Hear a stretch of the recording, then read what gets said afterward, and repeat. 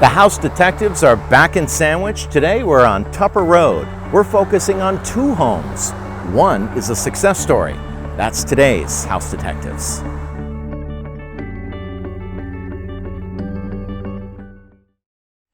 Welcome back to the House Detectives. I'm Greg Anderson. I'm so glad you're here with us. We are back for another episode of a show which has really taken on a lot of interest in this community and actually throughout Cape Cod. And I always say this, around the world as well, thanks to virtual reality. The House Detective sheds light on homes in our community on Cape Cod that really have fallen apart. They are in disrepair and everybody sees them, but nobody wants to look at. Our team has identified probably about a dozen homes in our community that for one reason or another have basically gone into disrepair. Each house, though, has a story, and a lot of these stories are pretty remarkable stories, and they go back generations and decades and beyond. We are going to be focusing not only today on two homes that are in each category, but we're going to tell the story behind both of them. We are here on Tupper Road. In fact, we are standing in front of 119 Tupper Road, which is one of those homes that everybody recognizes as you drive past the Glass Museum and right along Tupper Road here. But next to it is a home at 117 Tupper Road. And with my dear friend Amanda Haynes, we are going to not only talk about both of these, but let's start with 117. Tell us a little bit about this, because these are really two historic homes, but they are related.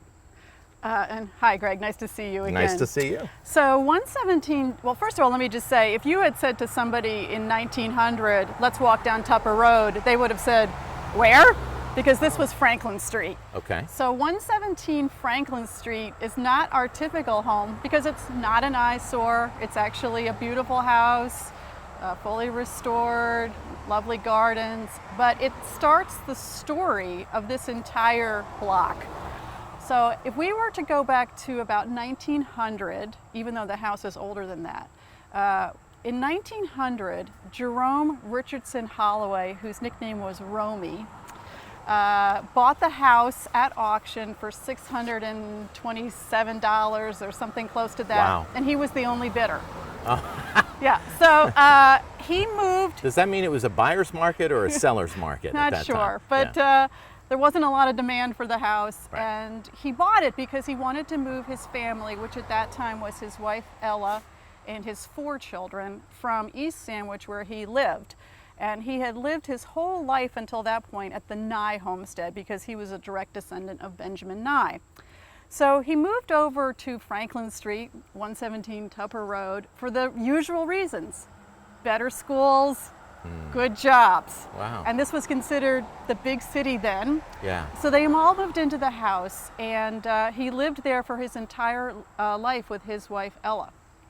Now, we tracked down the great-grandson of Jerome Holloway. See, you are a damn true detective. There you go. I need Awesome. a badge or something. Yes, And, exactly. Don Holloway shared with us some wonderful family photos and some wonderful anecdotes and a book that was written about the Holloway family. And I'm going to share some of those anecdotes with you and our viewers. Tell me a little bit about the house currently, and with the house that it's in right now. It is well loved. Yes, it is. How big is it? What do we know about roughly? Well, I know that the house now is beautifully maintained. Yeah. It has gardens. It has some animals that live there, and that's part of a thread that's carried throughout the history of the house. Because even back in 1900, Ella Holloway, the heroine of our story, Yeah. was known for her beautiful gardens and her care of animals, and the fact that she was a great cook, and most importantly that she was a wonderful historian. Yeah. So to dive right into Yeah. Ella's story, she didn't live very long. She only lived to be 53. Wow. She died of, there's a kind of a conflict in the history of whether she died of a stroke or she died of a heart attack. But during her short lifetime, she raised 4 children, one of whom died from pneumonia when he was 14, but 3 went on to adulthood, very successful in their own right. But she also was one of the first historians here in town. And about 1904, she started publishing a series of articles about old homes here in Sandwich, old Nye houses here in Sandwich. And she did something really remarkable, which is that she laid a grid over the town cemetery. She recorded where all the markers were located, and she wrote narratives of every single person who was buried there. Sort of like the Jennifer Madden, if you're familiar with Jennifer's work, of the 1900s. This is you would think here today in 2018 we think history is the 1900s. Yes. At that time. There was history back then. Oh yeah, she was going She back. was recording it. She was doing what we do today. Wow. Back then.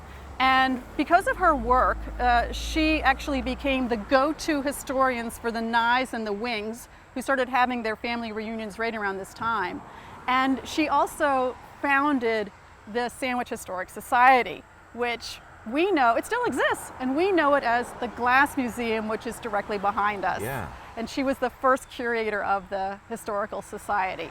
So this is really what I love about this, and hats off to you for really putting this together, because what got our attention on Tupper Road was 119. Yes. It's in disrepair, it's a wow, like what's going on there. But the relation to 117 is a really cool story. It almost has nothing to do with the house itself. It's the story behind it. Exactly. And you really uncovered that. That's awesome. Well, thank you. And I wanted to share one anecdote from the family about 117. So it was the first house in town to have electricity. And Ella hated cleaning whale oil lamps. So she turned I hate that too. I know, it's a drag. It's a drag. I have to do it in the garage. It's really a mess. So she turned all the lights on in the house, and some town official, I think it was a mayor, if they had mayors back then, he saw the lights on in the house and he freaked out and thought the house was on fire, and he came running over here. Now this story actually has somewhat of a sad ending, because there was a tragic fire that happened in 1913, which burned down the Boyden livery stables, which was what Jerome Holloway, Ella's husband, was owning and operating as his business. Oh, wow. But when the mayor came over, it was just electric lights. Yeah. So, wow. yeah. Wow. And I know Bud Dunham has been a town manager for what, 20 years or something? 24 years? It could have been Bud who was back there. I mean, we haven't really... Town manager for life. Town it might manager have for been. life. Exactly. He's that good. Oh, yeah. So that was Ella's story, and the house was maintained in their family until both she and Jerome died, and then it passed to their children. So now we're going to talk about Jerome Holloway for a minute, if that's okay. Please, yes. All right, so Jerome Holloway, another anecdote from Don, his great-grandson, was that the Holloway men had quite a reputation. And in town, they were known as lovers of fast horses, and we have a picture of Jerome with his fast trotter, Freddie, which was something that everybody in town always remarked upon. That should be the name of a restaurant. Fast Trot. What is it? Fast Trotter Freddie? Freddie. Yeah. Nice. Beautiful horse too, by the way. Yeah, And yeah. also, they liked fine-looking women. And Jerome Holloway was married 2 times, both times to very beautiful women. Okay. And they also had a very good, keen eye for business. And Jerome Holloway shared that as well, because he went on, after the livery stables burned down, he went on to a lot more success in his life. He was treasurer of the lodge. He was manager of the Grange, which was the farm center of society in East Sandwich. He was the director and then the president of the Sandwich Cooperative Bank. So he did all those things for decades, and he was quite successful, very accomplished man. Yeah.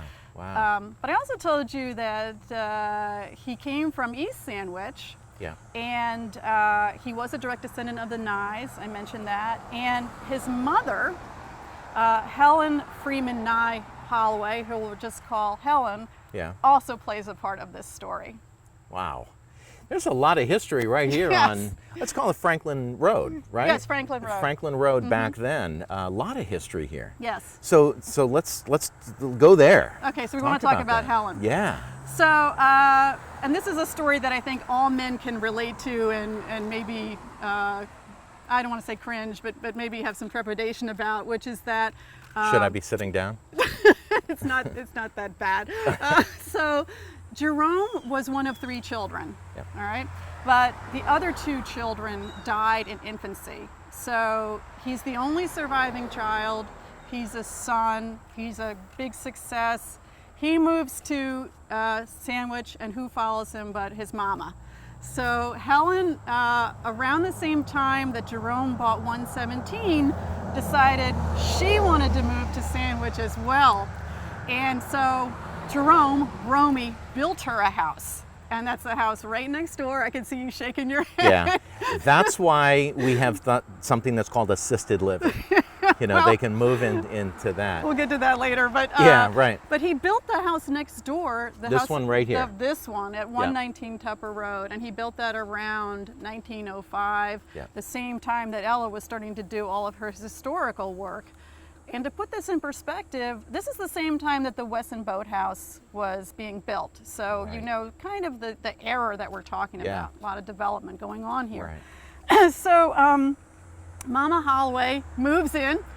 She and her daughter-in-law do not get along. Shocking. Yeah, shocking. Wow. Because Mrs. Holloway, and we have pictures of her both as a young woman when she first got married to Augustus Holloway, and then later on in life, because she lived to be about 96. Wow. And the photos we have of her in her 90s, you Yeah. can tell what a formidable woman she was. Sure, She's yeah. very elegantly dressed. She's very proper. Yeah. She's a true Yankee matriarch. She's very, you know, sort of reserved and stoic. And her daughter-in-law, Ella, was just the opposite. Ella loved to garden. She was sensitive. We have pictures of her standing in her begonia bed. Yeah. She loved animals. She cried easily. You know, Yeah. so these 2 people just, you know, knocked heads, and here they Right. are living side by side Wow. until Ella's passing. Yeah. At that point, Jerome, lover of fine women, remarries. He marries Estella, not to be confused with Ella, Oh. and they actually move into Mama Holloway's house. So now Okay. we have Estella and Jerome living on the bottom floor, and Mrs. Holloway living on the second floor. I think we can almost. I think we can hear the screams, the Well, arguing, the ghosts I of. think the second wife got along better. Okay. Because Miss Holloway, now this is what makes her really endearing to me anyway. In her 90s, she really came into her own. So she had lived almost her whole life out in East Sandwich at the Nye House, which is a farming community. Sure. She moves into the big town, and now she's just living life, you know, living the dream. Yeah. She loves to go to church meetings. She loves to go to Grange meetings. She loves to ride around in the car. She gardens, she cooks, she quilts, and she actually said, this is a direct quote, "The 90s are the best time of my life." Oh my gosh. Right. So one of the Wonderful. anecdotes we have, I've been holding this Yeah. in my hand, is a menu of Thanksgiving dinner she cooked when she was in her 90s. Across the street Yes, here. and I'm going to share this with you, see your reaction. Yeah. So dinner on Thanksgiving, Mrs. Holloway style, Okay. was scalloped oysters, Okay. cold roast pork, Hey. hot biscuits, Mm-hmm. canned peaches, Oh. and nut cake with frosting. Isn't that amazing? You know, no turkey. Yeah. You know, they just- No, I'm seeing no turkey. No. No mashed potatoes. No, completely different. Really Yeah. interesting. Wow. So she lives there until, again, I said, you know, she lives a very long life. She Yeah. outlives just about everybody. Her son lives about 10 years after she dies, but she gets to be in her late 90s, and unfortunately, she breaks her hip. Oh my gosh. And at that point, the doctor informed her, you know, Mrs. Holloway, you're never going to be able to walk again. And the family lore is that she turned her head to the side, away from them. You know, she was in bed, she just turned her head to the wall, and she died. Wow. Because she simply didn't want to live bedridden and That's a invalid. woman with conviction. There's a woman with real strong Wow. will, and Wow. and that was the early history of the house. Beautiful history. What an inspiration that this woman comes from the farmland, moves into the city, in her 90s kind of takes off Yes. and does wonderful things, Yes. makes a Thanksgiving dinner, among other amazing things that she did. So take us here now. Are we Okay. ready to get to 117 or Almost. tell me? Okay. We're all almost right. there. I don't want to rush you. So when Jerome dies, his mother dies, as I said, his 3 surviving children inherit the house. And if we had a lot of time, I would tell you all about them, because that's in Don's line of ancestry, Don Holloway, and those 3 children are amazing in their own right. They all were highly educated. One had a doctorate from Harvard. 2 of them went to MIT. They were engineers. They did amazing things. And I want to just tell you about the daughter, because this is a story about women. Amy Richardson Holloway. She never married, but I want you to keep this fact in your mind for a minute.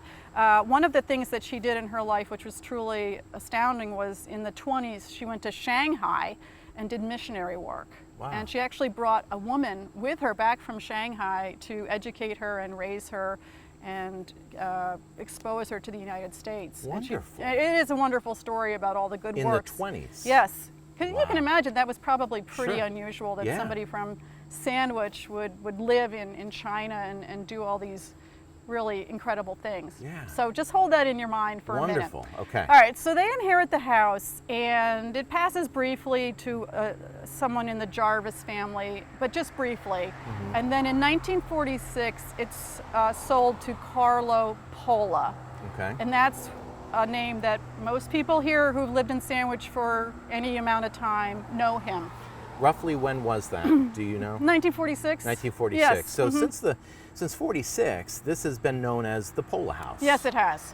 Affectionately known as the Pola Very House. affectionately, Right. and I am sad to say I never had the chance to meet them because Yeah. Carlo and his wife Margaret Peggy Pola are beloved fixtures here in Sandwich from everything I've heard and read about them. And if you go online and just research them briefly, it really almost brought tears to my eyes what incredible people they were. Yeah. And they did amazing things. Yeah. So they were incredibly civic-minded. He was on the Board of Selectmen. They both served in World War II. Wonderful. He was a wounded warrior. They were both officers. He was a volunteer firefighter. They both gave a lot of time to volunteer work. I mean, just truly incredible people. Yeah, yeah. How long did they live in the house? I know I'm skipping ahead to a further date, but when was it that they left the house? How long were the... They were there until, I think it was about 2012. Okay. So the house was still in good condition until Sure. 2012 when they both Recently. moved into assisted living. Okay. And one connection that I think is really cool about these properties is, remember I told you Amy Richardson Holloway went to Shanghai? Yeah. Well, Peg Pola also lived in Shanghai. No kidding. Yeah, almost around the same time. So you can imagine if they were standing here with us today, Yeah. they would have these great experiences to share about both living in Shanghai Wonderful. in their formative years. Plus this woman who came back. Yes, plus this woman who came back. Yeah. You could sort of envision them introducing her Yeah. and discussing all their mutual experiences. Right.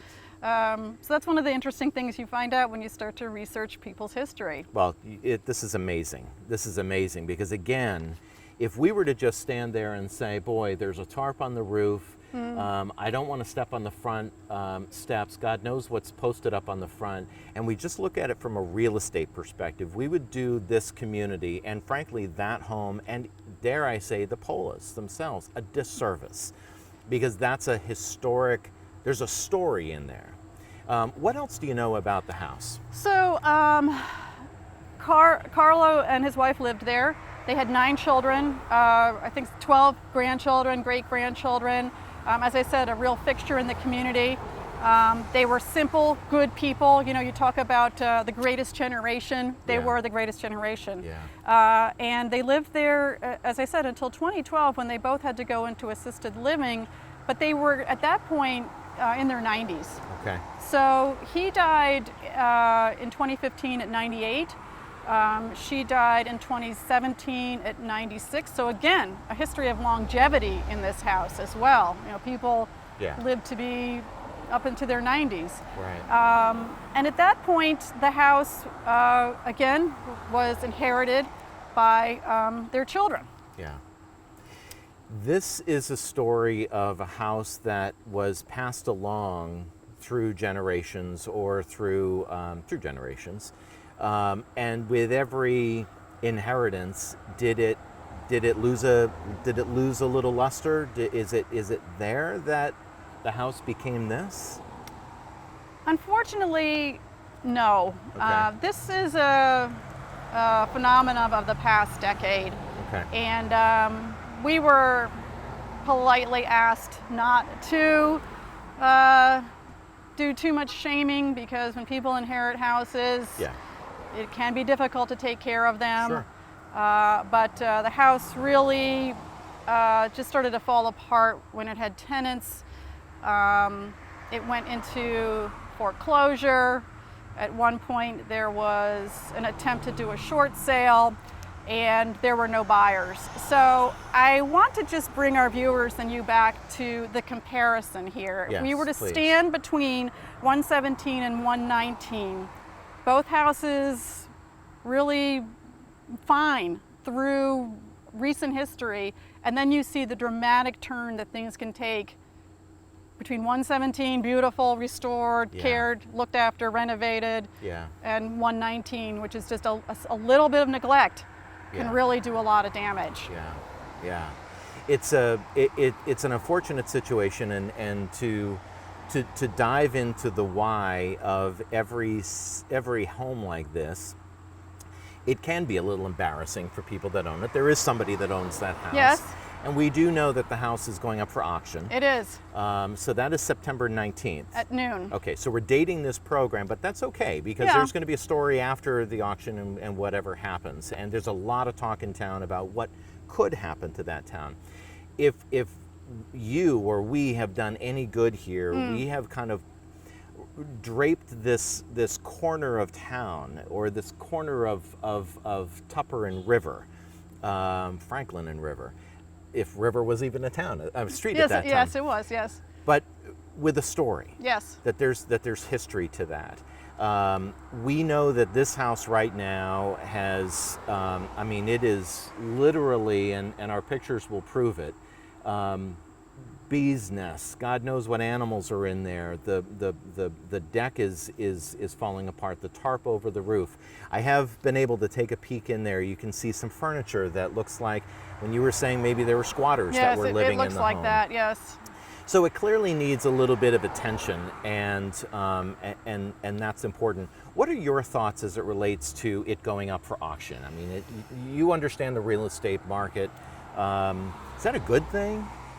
I would say yes. Now, Okay. one fact I haven't shared with you yet is, and this is, it makes me feel sad. So the Pola family came from State Street. They were born over in Jarvisville, and Gustavo Pola was the senior Pola, the father of the family, and his house has also come down. And that was called a Hoxie house, because when Mr. Pola Sr. died, it went to one of his daughters. She married a Hoxie, and so people know it as a Hoxie house. It's 20 State Street, which I think rings a bell with all of us who are Sure. historically minded, because it was torn down. Yeah.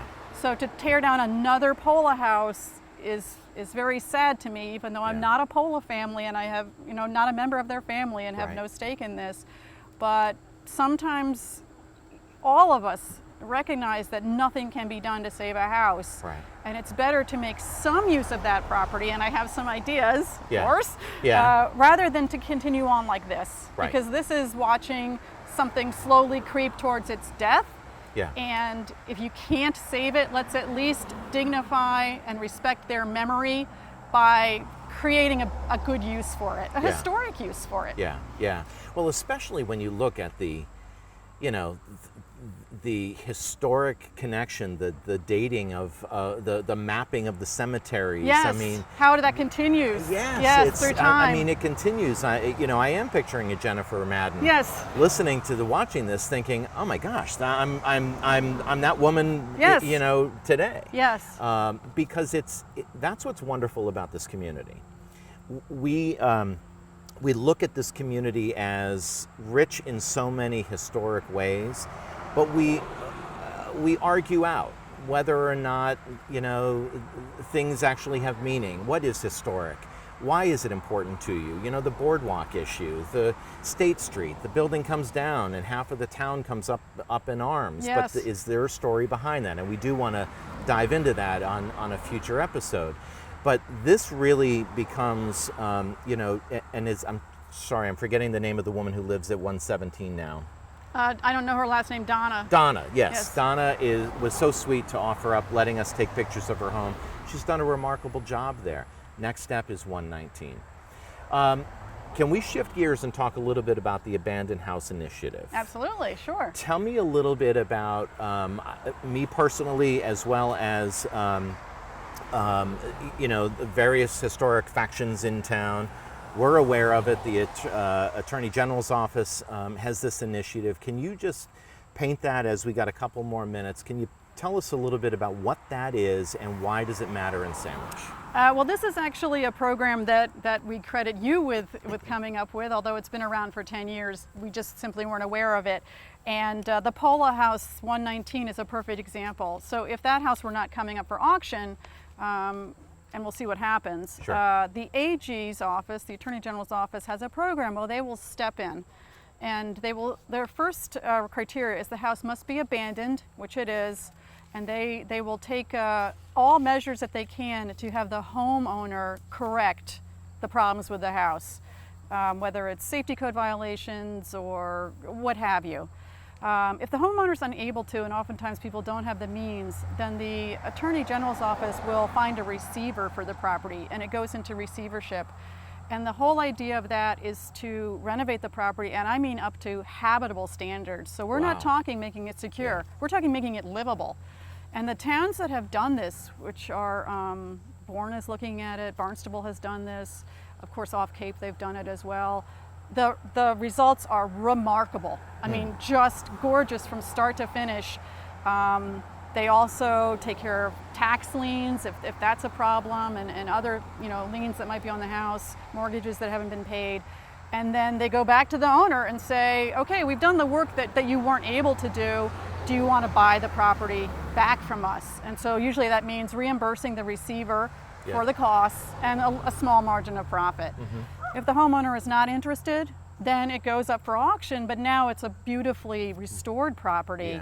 And sometimes the receivers buy it, but it can just be bought by a member of the general public. And for that matter, a member of the general public can be a receiver. So, I mean, if that were an option, it could do a whole lot of good for some houses in town. And the people in town, some members of our town planning board and fire and health and safety, they've met with the assistant attorney generals and are exploring this because it's a really good program. It is, especially when I hear you tell that story in front of a house that it would be. In fact, from your research, the Attorney General's office has said this is a perfect example. Oh yeah, when I suggested this house, they said that's our sweet spot. We love houses like this because we can turn this around for the town. Yeah. Wow.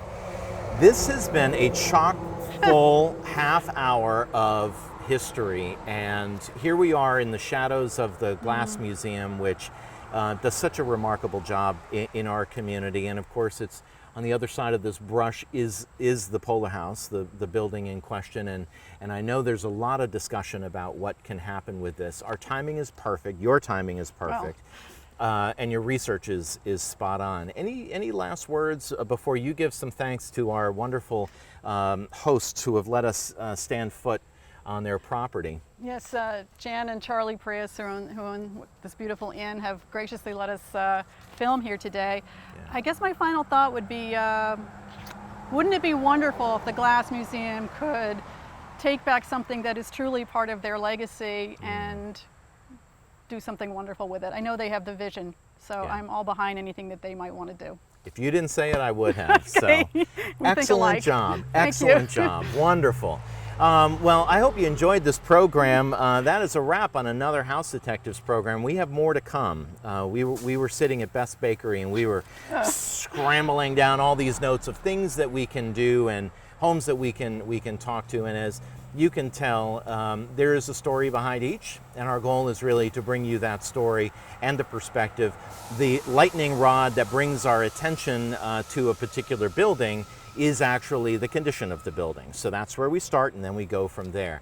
It is a hot day. It is one of those hot days. When the show is aired in December, we're all going to be wanting this day. But we have had such good luck, Amanda, with these programs that typically, you know, the Red Sox won't shave during the playoff season. I always wear my wool underwear on these shoots for these shows. Too much information, Greg. Today I just said it's too hot. I can't do it. So, so I want to thank this whole wonderful team behind the cameras and everybody at Sandwich Community Television. We will be back for another House Detectives episode. Let us know if you have any comments. We have an email address. You can send it right to us. I read them. And what I don't like to read, I send to Amanda. And what she doesn't like, she'll send it to Paula. You can send it to housedetectives1637@gmail.com. I'm Greg Anderson. We'll see you next time.